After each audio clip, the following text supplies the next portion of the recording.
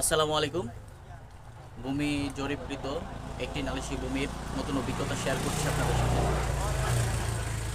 একটি জমি পরিমাপ করতে গিয়েছিলাম। সেখানে আমি যে নালিশি ভূমিটি পরিমাপ করেছি তার উত্তর দিকের প্লটের 3 শতক জায়গা আমার নালিশি ভূমিটি দখল করে রেখেছে এবং উক্ত নালিশি ভূমির দক্ষিণ দিকের অংশে সে আবার 3 শতক জায়গা বেদখল আছে, অতএব সে তার এই 3 শতক জায়গা অন্য কেউ দখল করছে। তার মানে আমার নালিশি ভূমির মালিক উত্তর দিকের প্লটের 3 শতক জায়গা দখল করে আছে, আর তার নিজস্ব যে পাওনা সে ওই 3 শতক জায়গা আবার অন্যের দিকে তার বেদখল আছে। তার মানে দক্ষিণ দিকের আমার নালিশি ভূমির দক্ষিণ দিকের জায়গা 3 শতক বেশি আছে, আর আমার নালিশি ভূমির উত্তর দিকের জায়গা 3 শতক সম্পত্তি কম আছে।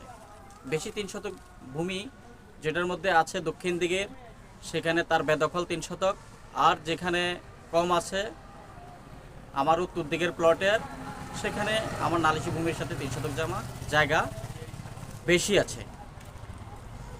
এবং আমরা আরও যাচাই বাছাই করে দেখলাম যে উত্তর দিকের যে প্লটে সে আবার পূর্ব দিকের একটা প্লটের 2 শতক জায়গা বেশি দখল করে আছে।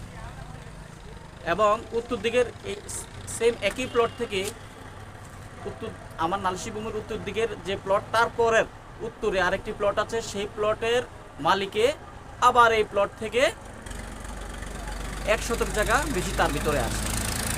সুতরাং এটাতে বুঝতে পারা গেল, এই জন্য শেয়ার করলাম, আমরা বিষয়টা কিন্তু বুঝতে পেরেছেন এবং এটা বোঝার চেষ্টা অবশ্যই করবেন যে আমি যে একজনের জায়গায় 3 শতক দখল করে আছি বেশি, আরেকজনও আমার জায়গায় 2 শতক বেশি দখল করে আছে।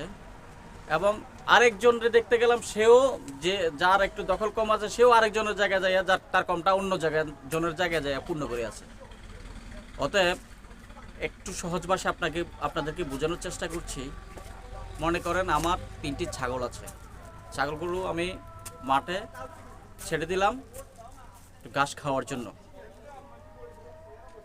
হুট করে একটি চোর এসে আমার একটি ছাগল নিয়ে গেছে। তার মানে আমার ছাগল থাকার কথা আর 2টি। তো মালিক একটু পরে ওই তার ছাগল দেখতে আসে, কি আমার তো ছাগল 3টে ছিল, এখন কেন 2টা? ওই আরেকটু সামনে গিয়ে দেখলো তো ওইখানে 5-6টা ছাগল চড়তেছে। সে কি করলো, নিজের 2টা ছাগল তো আছেই, তার একটা চুরি হয়ে গেছে, তাহলে একটা কম, ওই 5-6টা ছাগল আরেক মালিকের ওইখানে চড়ার জন্য দিচ্ছে।